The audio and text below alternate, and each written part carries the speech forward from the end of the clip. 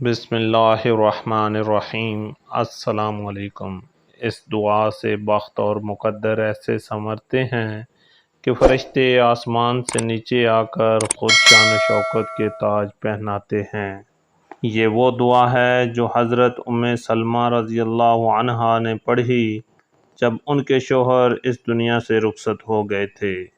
پھر اس دعا کی برکت سے انہیں حضور اکرم حضرت محمد صلی اللہ علیہ وآلہ وسلم کی شکل میں کائنات کے سب سے اعلیٰ شوہر ملے۔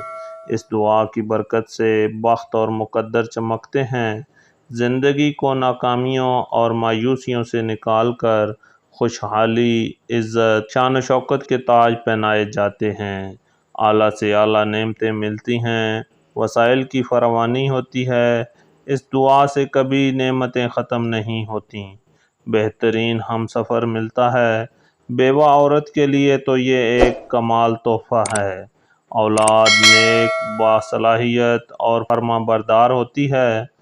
اولاد، دولت، عزت، شان و شوکت کی شکل میں کوئی بھی نعمت ہو جو چھن جائے، اس سے بہتر نعمت پانے کے لیے یہ لاجواب اور باکمال دعا ہے۔ دعا سن لیں۔ اِنَّا لِلَّهِ وَإِنَّا إِلَيْهِ راجعون۔